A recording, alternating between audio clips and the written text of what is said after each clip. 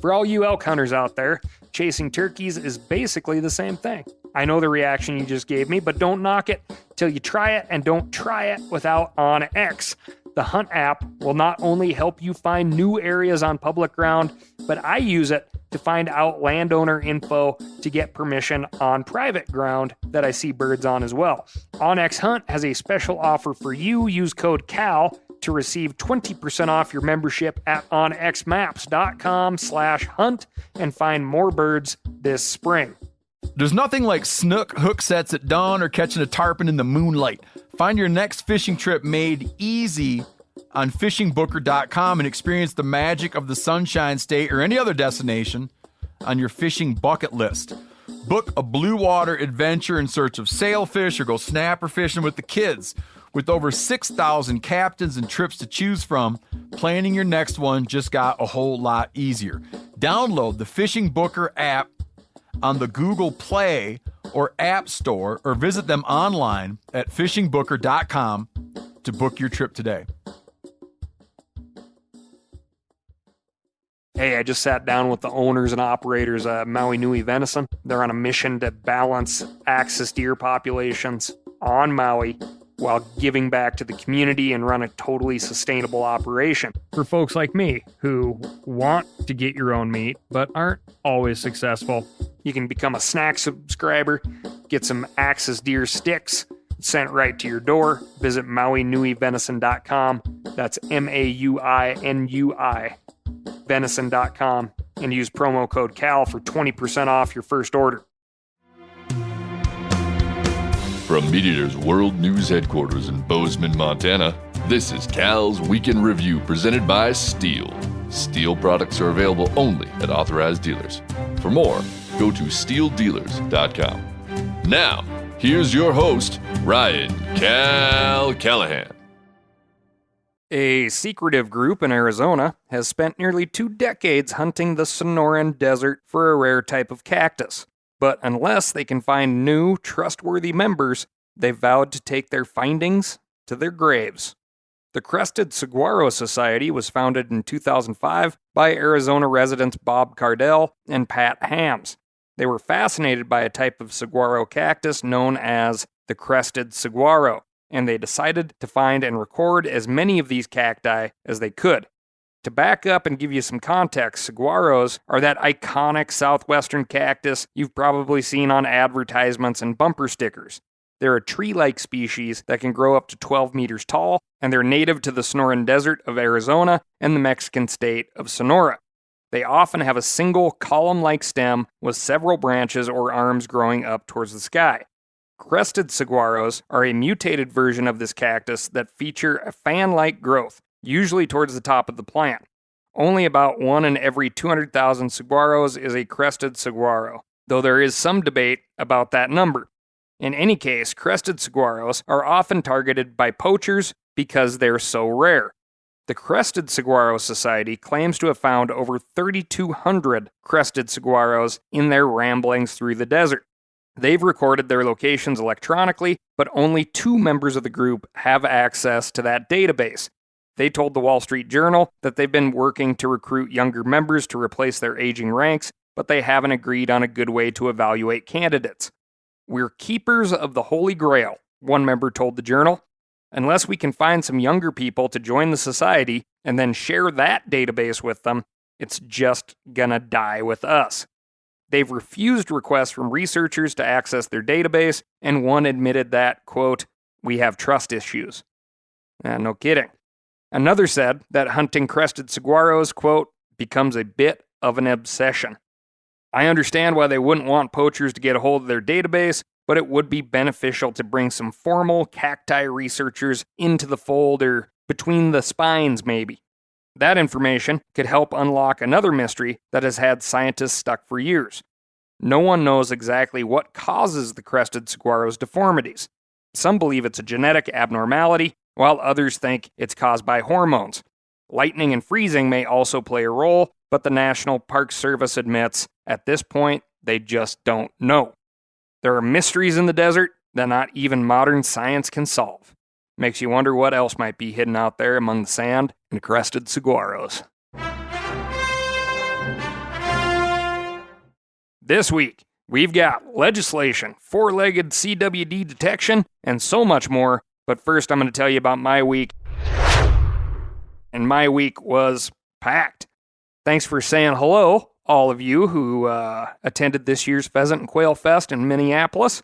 Over 40,000 people attended the 3-day show, which includes about 300 Farm Bill biologists, farmers, ranchers, hundreds of bird dogs, and everything else bird hunting or bird dog related, which if you have ever attended a, quote, sports show, probably doesn't sound all that different. But here's the big difference, and why I like this event so much. Pheasants Forever and Quail Forever puts the conservation front and center by providing tons of opportunities for anyone to stop, ask questions, and learn from experts in everything from soil health to grass seed to the ins and outs of recovering America's Wildlife Act, and how to get the Farm Bill to work for you. We did 2 great podcasts over that weekend that will give you a little more insight. Ronnie Bame's The Hunting Dog Podcast, where we talk Wisconsin sharp-tailed grouse with the Sharp-Tailed Grouse Society, and a great recap of the weekend with Doug Duran, who is representing his Sharing the Land. Matt Morlock, Pheasants Forever's very first Farm Bill biologist, and host Bob St. Pierre on the one and only On the Wing podcast. It's worth a listen. Tons more happened this week outside of that, but I will say I've had, 13, 14, 15 years of going to hunting expos and sports shows and things like that, and there's 2 right now that absolutely top the list. And here's how I calibrate this. You leave one totally exhausted and never wanting to go back again. And then the other one, you feel energized, like there's hope for the world because there's so much good stuff happening and such a good concentration of people. Now, BHA Rendezvous that's coming up here in a couple of weeks is one of those things. Like, you get a bunch of doers out there that want to come in, talk to each other, learn a bunch of stuff, and then go out and do more good stuff in all of their states. That's a feeling that you just can't buy. And Pheasants Forever and Quail Forever, the Pheasant Fest annual meeting, is another one of those things. It's a great mix of people. People are coming in to do all the, shopping and fundraising and things of that nature. But at the same time, they're there learning about something as scary as the Farm Bill, and they're going to take that knowledge home, and they're going to enroll acres in CRP. They're going to build habitat. They're going to be better conservationists for attending the show. And that's what gets me fired up. Right now, I feel like I take on the whole empire myself. I know what you mean. Tons more happened this week. Trips to the Capitol, 2 of them. One to testify against a bill that would limit the state of Montana's ability to participate in permanent conservation easements. As you have previously heard, some folks have a real fear and misunderstanding of the word permanent. Sadly, and I admit to being very confused here, that bill is still alive, and Senate Bill 357, to which I am referring, is slowly crawling through the legislative process. Vote no on that one. And I say I'm confused by this bill still being alive, because every senator I have spoken to, Democrat, Republican, Independent, says the same thing. We need to kill that thing. It's going to cause more issues than it's going to solve. Anyway, big thanks to everyone that showed up on the Capitol steps in the blowing snow and negative 8-degree temps for the public lands rally on that step. Just in Montana, we have 3 different bills trying to reallocate funding used for habitat, the Habitat Montana Fund, which I'm talking about, and access programs, programs that work, programs that people love and depend on, long-term planning programs instead of short-term gains for the few. No reason to not be aware of this stuff. We provide a modicum of awareness here on this podcast, but we cannot cover it all. Sign up for Rod and Gun Club email lists, local and national chapters of conservation groups like National Wildlife Federation, Teddy Roosevelt Conservation Partnership, Backcountry Hunters and Anglers, even groups you have no intention of funding or even being associated with, like, I don't know, maybe the Sierra Club or Defenders of Wildlife, because you need to know what both sides of the argument are. Sportsman Alliance and Howl for Wildlife are good resources, but none of these get you the whole picture. You got to do more. Of course, if you're listening to this podcast, I'm speaking to the choir. So invite a friend who goes outdoors and hunts and angles into your circle, have some conversations, share some email lists, share this podcast. They need to be aware and they need to be able to weigh in. That being said, moving on to another packed legislative desk. Starting with one of my favorite states, you New Mexicans have reason to celebrate after the state Senate passed a bill that would create permanent funding for land and water conservation projects. The bill establishes the Land of Enchantment Legacy Fund, which supporters hope will be funded with at least $150 million. The bill number is SB 9, and it's headed to the State House for approval. The New Mexican State Senate is also considering a bill that would ban projectiles that are, quote, designed to explode or segment upon impact with its target. I don't know any hunters who use exploding ammunition, but most quality hunting ammo is designed to segment upon impact. The bullet isn't supposed to totally break apart, but it does open up like a flower. If that's what this bill would cover, all you Land of Enchantment listeners should keep track of that one. Thanks to Justin Lee for sending it in. Oregon, home of Oregonians. HJR 5 would amend the state constitution to establish a right to fish, hunt, or harvest wildlife and gather wild foods by traditional methods or manners. 23 other states have passed similar amendments. The Oregon Legislative Sportsmen's Caucus is pushing this amendment in response to a ballot initiative that would criminalize injuring or killing animals, even if they are harvested for food. The initiative has not been certified for the 2024 ballot, but this amendment would make sure it never gets off the ground. So, if you're a registered voter in Oregon, that'd be something I'd probably vote yes for.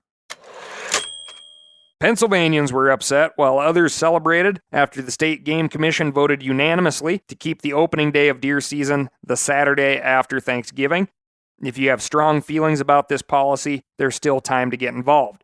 The motion was preliminary, and final approval will be needed at the board's meeting in April. Arizonans also have a chance to get involved by telling their representatives what they think about SB 1356. This bill would require the State Game and Fish Department to develop a water quality monitoring program to evaluate pesticides, metals, and other contaminants in sport fish. This program would also assess the health risks of consuming those fish. In the Golden State, Californians can weigh in about a bill that would give free lifetime hunting and fishing licenses to Gold Star family members who meet certain eligibility requirements. A Gold Star family is the immediate family members of a fallen service member who died while serving in a time of conflict. If you'd like to get involved, the bill number is AB 293. Hawaiians should be paying attention to HB 535. This bill would require the Department of Land and Natural Resources to create and periodically update a plan for managing game management and public hunting areas. This plan would have to address monitoring, habitat improvement, and grazing, among other considerations. It would also establish incentives for local businesses to market wild game meat. In addition, the bill also creates a certified public hunter program to address the feral pig population. The program would connect hunters with landowners looking to get pigs off their properties. Again, that's Hawaii House Bill 535. Sounds like a doozy and something you need to dig into, get more informed on. All you Idahoans should know about a bill that would increase penalties for those who post fake private property signs on public land. Idaho House Bill 43 would make those who post fake signs or willfully obstruct public access guilty of hunter harassment. Wyoming is considering a similar bill this year, and Idahoans can get involved in their state by contacting the House Ways and Means Committee. I'd love to see that go through. If you live in Illinois, you have quite a few bills to keep track of. HB 1151 would give free deer, turkey, and combination hunting permits to anyone who owns 40 acres or more in Illinois. Current law requires eligible hunters to be residents of the state, but this bill would remove that requirement. HB 2273 would replace single-shot rifle in the wildlife code with wildlife rifle. The bill defines, quote, wildlife rifle as any rifle that can hold up to 3 rounds in the magazine and chamber combined. This would allow hunters to have 3 rounds on tap when hunting instead of just 1. though off the top of my head, I can't think of any rifles that can only hold 2 rounds in the magazine. Oh, wait, double rifles. Maybe that's what they're addressing there. Very common hunting implement in Illinois, I've heard. Finally, Illinois House Bill 1517 would make it unlawful to discharge a firearm for hunting, hunt with a gun or dog, or allow a dog to hunt within 500 yards of an inhabited dwelling if the inhabited dwelling is in a residential area with 25 or more homes within a 1/2 square mile. That's going to be a tough one to both abide by and regulate. If you'd like to weigh in on any of these bills, visit themeateater.com/Cal or get in touch with your Illinois state representative. That goes for all you Oregonians, New Mexicans, and Californians, and Idahoans too. For all you elk hunters out there, chasing turkeys is basically the same thing. I know the reaction you just gave me, but don't knock it till you try it, and don't try it without OnX. The Hunt app will not only help you find new areas on public ground, but I use it to find out landowner info to get permission on private ground that I see birds on as well. OnX Hunt has a special offer for you. Use code CAL to receive 20% off your membership at onxmaps.com/hunt and find more birds this spring. Now, a lot of you guys are familiar with the old hunting tradition of eating, some organ, the heart or a chunk of liver off the first animal you kill. I had that when I was a little kid, and it was a big deal. Organ meats were always prized by frontier people who knew the importance of getting a lot of different minerals and nutrients. And as often is the case, those guys were onto something, because organs are among the most nutrient-rich foods on the planet. And you can get the same benefits your ancestors craved via convenient daily capsules from Heart and Soil, made exclusively from regeneratively raised, grass-fed, and finished cattle. Heart and Soil's unique freeze-drying process means all those important nutrients are trapped in, ensuring you experience every one of the benefits of nature's superfood in a clean, convenient, taste-free capsule. Find out more at heartandsoil.co. And make sure to use code MeatEater for 10% off your purchase. That's heartandsoil.co. Use the code MeatEater. You ever get that feeling you're stuck inside staring at screens and a primal urge kicks in? You crave wide open spaces, fresh air, the chance to connect with the land. Well, maybe it's time to find your own piece of the wild, but searching for property can be a maze. That's where Land.com comes in. They got millions of listings across the country, from mountain ranches to hidden fishing holes. Their search tools are like a seasoned guide helping you narrow down what you want. Land.com isn't just about buying and selling. It's about finding a place to hunt, fish, explore, or simply sit by a campfire and listen to the crickets. So head over to Land.com today to turn one day into today, because trust me, there's nothing quite like the feeling of standing on your own piece of earth. In Iowa, SF 173 would allow an owner or agent of an agricultural property to kill a fur-bearing animal outside the appointed seasons. Current law requires a landowner to obtain permission from the State Game Commission, but this bill would allow fur-bearing animals to be captured or killed as long as the landowner considers them a nuisance. The Senate Natural Resources Subcommittee has recommended passage, which means it could be headed to the full Senate floor. Here in Montana, the legislature may consider a bill that would prioritize resident hunters over non-residents. We've covered similar bills being considered in Oklahoma, but many western states like Wyoming and Idaho are also seeing big spikes in non-resident hunting pressure. Wyoming has responded by allocating 90% of its tags for sheep, goats, moose, and bison to residents, up from 80% in 2022. Idaho changed its system in 2021, and now non-residents in most general season elk and deer hunts are limited to 10 or 15% of the total hunters in each zone or unit. In Montana, total Montana non-resident hunting license sales have jumped from about 40,000 in 2012 to over 71,000 in 2022, meaning non-resident hunters now make up nearly every 1 in 3 Montana hunters. This is why Montana State Senator Pat Flowers is introducing a bill he's calling Montana Hunters First. The bill would cap non-resident hunting licenses across the board, including non-resident licenses for bears, turkeys, waterfowl, upland, and many deer B and elk B tags, which, your antlerless tags. The Department of Fish and Wildlife and Parks would be directed to set those caps by 2024 and involve the public in that process. Additionally, the Montana Hunters First bill would give residents the opportunity to obtain unsold permits after the first draw, rather than giving these to non-residents automatically. It would also strengthen the language prohibiting the sale and transfer of licenses and permits from one person to another. The bill is yet to be officially introduced, but my understanding is that it's currently in the pipeline. If you want my take on that one, these types of changes are coming absolutely. Take a look at the changes in the state of Wyoming, changes in the state of Idaho over the years, and here in Montana. Hunting is about opportunity, it's about fair chase, and it's about quality time in the field. Senator Flowers' bill, when it is introduced, is going to be worth taking a much deeper dive into.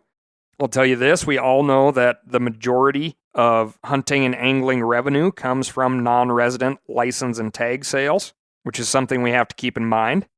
Would resident hunters be willing to pay more? I sure as heck would, but that's just me. I have no kids, and this is exactly what I like to do for my recreational dollars, my, health dollars, and my hunting dollars. So I allocate a lot of my budget to hunting and angling. Conversely, when we tip the scales so far in favor of non-residents, we start to see a shaky hunting base in our resident population, meaning that many landowners enrolled in our private land public access program, the block management program, are very sensitive to non-residents using their property more than residents. If we allow that scale to tip so far in favor of non-residents who do fit the bill for a lot of wildlife in Montana, do we consequently lose huntable acres as a result? Will there be more no trespassing and don't ask signs, even for resident hunters? It's a murky situation. We're going to dig into it a lot more when the bill gets introduced, and I'm looking forward to reading up on it. Moving on to overseas legislative news. The European Union just decided to ban lead shot in all wetlands in the 27 EU countries, as well as Iceland, Norway, and Liechtenstein. Much like hunters on federal public land in the US, EU hunters will now have to use non-toxic ammunition, such as steel or bismuth, in or within 100 meters of wetlands. Some of these countries already have full or partial bans on the use of lead shot, but this new decision mandates that policy across the board.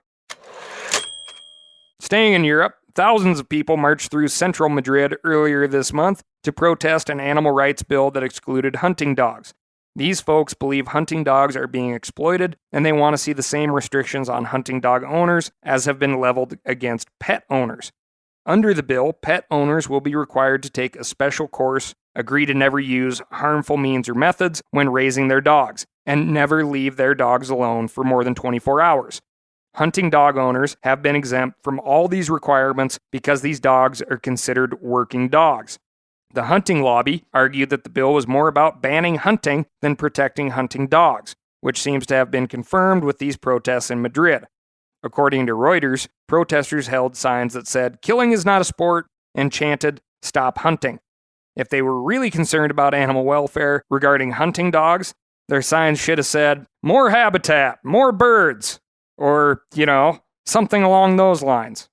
Maybe I'm not great at slogans. And speaking of animals in the workforce, a new study from the University of Pennsylvania suggests that our canine companions could help hunters with more than just treeing and retrieval. Thanks to Anna Anderson for sending this one in. Researchers at Penn School of Veterinary Medicine have trained dogs to identify the odor of chronic wasting disease in deer feces. Charlie, Jerry, and Kiwi were trained like drug-sniffing dogs, but instead of finding cocaine in duffel bags, these dogs can sniff out CWD in the lab and in the field. This could be an important breakthrough in the fight against CWD. The disease can live within deer for several years before symptoms manifest. During that time, a healthy-looking but infected animal can shed prions before succumbing to the illness. What's more, prions are known to bind to soil, potentially contaminating the land on which other animals may roam. Right now, the best diagnostic test can only be performed after death on an animal's brain. But if a landowner or deer farmer could use a CWD detection dog, they wouldn't have to wait for the animals to waste away and die. They could implement mitigation strategies or order further testing to try to get ahead of the disease before it decimates their deer herds. The technique isn't ready for prime time just yet. In a lab setting, the dogs passed over non-CWD samples 90 to 95% of the time, but they only hit on positive samples 40% of the time. In a field setting, they detected 8 of 11 positive samples with a false negative rate of 13%. But considering the amount of time these dogs have been training and the fact that these were pet dogs, not trained search dogs, one of the researchers described the results as promising. New CWD detection techniques can't come soon enough. Wildlife biologists have done a great job slowing the spread of the disease, but it's still moving into new areas. In North Carolina, 3 deer tested positive this year in the surveillance area, and the Wildlife Commission just announced last week that a 4th deer had tested positive outside the surveillance area. The state dramatically ramped up its testing this year, but if other states are any indication, the disease has already spread farther than biologists can confirm. A similar story is playing out in Idaho, where Fish and Game has begun reducing deer density in the Slate Creek area in an effort to minimize the spread of CWD. They provided landowners with special permits to kill deer on their properties, and the U.S. Department of Agriculture will also assist in shooting deer on public land. We are saddened that we are in the position that we have to do this, but it's necessary to suppress the spread of CWD to protect deer and elk herds in adjacent areas where it could spread even farther from there, said Rick Ward, Fish and Game State Wildlife Manager. CWD sniffing dogs aren't a silver bullet, but hopefully they'll give wildlife managers an early detection tool they can use before they have to cull deer that hunters would otherwise love to harvest. Moving on to the snake desk. By now you've heard that Florida has a python problem. Burmese pythons were released in Florida in the 1970s, and they've been decimating native species ever since. Attempts to eradicate the serpents have so far been unsuccessful. Pythons are masters of disguise, and even an army of professional python hunters hasn't been able to make a serious dent in the population, at least as far as we can tell. Counting pythons is just as hard as killing pythons. Anyway, listener Bill Kearney sent me a story from South Florida Sun Sentinel about a group of researchers who may have unintentionally hit on a new way to find and kill the invasive pests. Researchers studying raccoon and opossum behavior in the Crocodile National Wildlife Refuge fitted dozens of these mesopredators with GPS collars, along with birds, reptiles, and the occasional house cat. Burmese pythons are also happy to eat raccoons and opossums, so you can see where this is going. A python ate one of the collared opossums, and miraculously, the tracker survived. The collar gave a mortality signal and stopped moving, but then it began moving again, a few hours later, presumably in a slow, slithery motion. It took a few months, but the researchers were finally able to track down the snake that ate the Trojan possum. It was a big female with lots of eggs, meaning that the unfortunate opossum sacrifice took dozens of future snakes off the landscape. The concept isn't foolproof. They found one collar in a huge pile of snake poop because the python was able to pass it before they found it. They're also getting questions you might expect about animal cruelty. Don't they feel bad about using opossums and raccoons as bait? One of the researchers, Michael Cove, told the South Florida Sun Sentinel that the collars don't put the animals in any extra danger. These opossums and raccoons would be eaten anyway, but now their deaths are helping scientists remove more pythons that would eat even more native animals. Cove said he would like to expand the scale of the study by incorporating cheaper collars. These would only track mortality and location rather than tracking movement, but they'd cost only $200 instead of $1,500. With hundreds of GPS-enabled raccoons on the landscape, they're hoping to finally gain an edge over the large invasive snakes and finally determine who's knocking over those trash cans. Moving on to the disaster desk. Lots of people have been writing in on this subject. I apologize for not getting in on it sooner, but it's an evolving situation and it's a big deal. So here is a quick and dirty on how the Ohio train derailment and chemical spill has affected local wildlife. First, in case you've been living under a rock, A train carrying toxic chemicals derailed near East Palestine, Ohio on February 3rd. Those toxic chemicals were leaching into the ground, and officials were worried that some of the train cars could explode, so they conducted something called a controlled release. Basically, they lit those chemicals on fire, which release an ominous-looking cloud of black smoke. Officials maintain that the air and water are safe, but residents have been reporting headaches, nausea, and other ailments. Almost like that stuff shouldn't be in the air.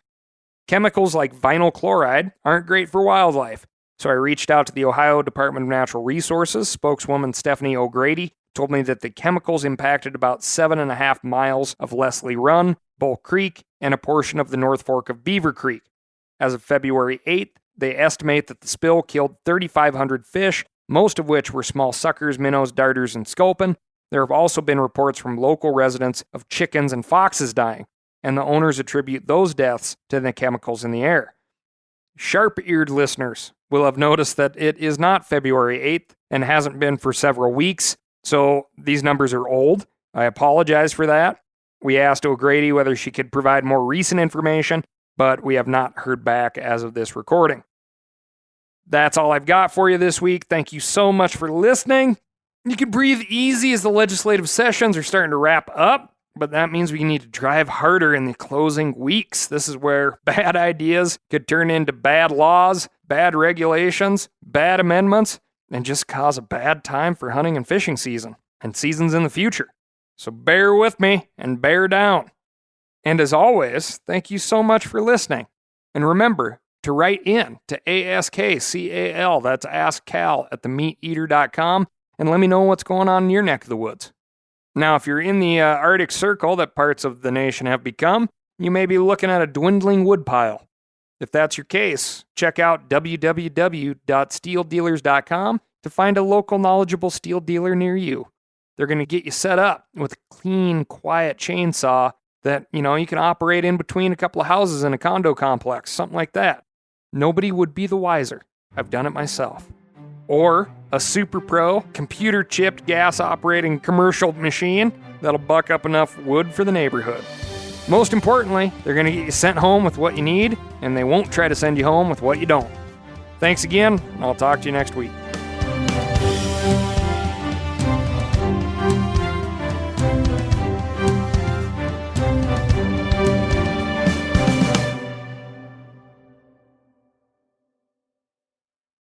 I'm sure a lot of you guys remember the old ceremonial hunting tradition of eating the heart out of the first animal you kill. Meat from those organs are among the most nutrient-rich foods on the planet. You can get those same benefits your ancestors craved via convenient daily capsules from Heart and Soil. Find out more at heartandsoil.co. And remember, use code MeatEater for 10% off your purchase. Outdoor adventure won't wait for engine problems. Things like hard starts, rough performance, and lost fuel economy are often caused by fuel gum and varnish buildup. Seafoam can help your engine run better and last longer. Simply pour a can in your gas tank. Hunters and anglers rely on Seafoam to keep their engines running the way it should the entire season. Pick up a can of Seafoam today at your local auto parts store or visit seafoamworks.com to learn more. That's seafoamworks.com to learn more.